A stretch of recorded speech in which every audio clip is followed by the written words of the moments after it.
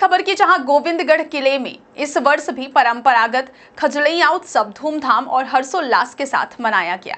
महाराजा पुष्पराज सिंह की उपस्थिति में आयोजित इस आयोजन में सुबह से ही ग्रामीणों का किले परिसर में जुटना शुरू हो गया। पारंपरिक वेशभूषा में सजे युवक युवतियां और बुजुर्ग ढोलक नगाड़ों की थाप पर थिरकते नजर आए, जबकि पारंपरिक गीतों और नृत्य प्रस्तुतियों ने पूरे माहौल को जीवंत कर दिया।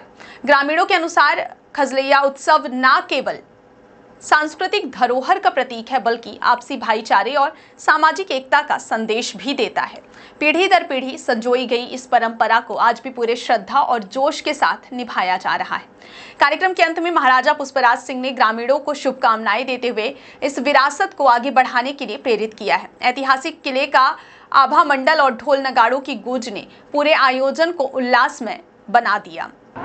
सर, ये परंपरा कब से चल रही है और इसका निर्वहन किस तरीके से? लगभग पौने 200 साल से ये परंपरा चल रही है। महाराज साहब के 10-12 साल जो अस्वस्थता में थे, उस समय वो कुछ कम हुई। फिर यहाँ के लोग आए मेरे पास और उन्होंने कहा कि नहीं, परंपरा तो चलेगी, आप आइए। पहले भी मैं आया करता था, लेकिन उसके बाद जो चल रही है वो लगभग 30 वर्षों से निरंतर परंपरागत के रूप में चल रही है। खजलियाँ आखिर क्यों? भारत के अंदर, जैसे आपको मालूम है कि कृषि प्रधान ये पूरा देश है, तो अगर साउथ इंडिया में जाएं तो इसको पोंगल कहते हैं, अगर नॉर्थ इंडिया में जाएं तो इसको बैसाखी कहते हैं, हमारे यहाँ इसको खजलियाँ कहते हैं, बुंदेलखंड में भी खजलियाँ कहते हैं, बनारस के तरफ जहाँ से भाई साहब पधारे हैं, अगर वहाँ जाएं तो उसका एक अलग नाम है, बोरी। तो ये नाम बदलते रहते हैं, परंपरा वही है। परंपरा की आपने बात की, लोग आते हैं, आपसे मिलते हैं, खजलियाँ आपको भेंट करते हैं। हाँ, इसका क्या मतलब है? इसका शुद्ध मतलब ये है कि जो यहाँ पर राजा और प्रजा का संबंध नहीं है, ये परिवार का संबंध है।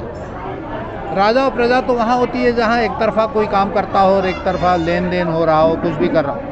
लेकिन यहाँ पर जो भी राजघराने का सदस्य है, पहली बात तो हम राजाधिराज को यहाँ पर गद्दी में बैठाते हैं, हम उसके सेवक हैं। तो हमारा प्रथम कार्य क्या है, ये हमारे गरीब, हमारे कृषक, हमारे मजदूर, हमारे आदिवासी, इन सब की हम चिंता करें और इनके सब के लिए हम खड़े रहें और इनके भलाई के लिए, इनके अच्छाई के लिए हम काम करें। तो ये अपने परिवार के मुखिया को देते हैं। राजा से ज़्यादा अगर आप माने तो ये अपने परिवार के मुखिया को देते हैं।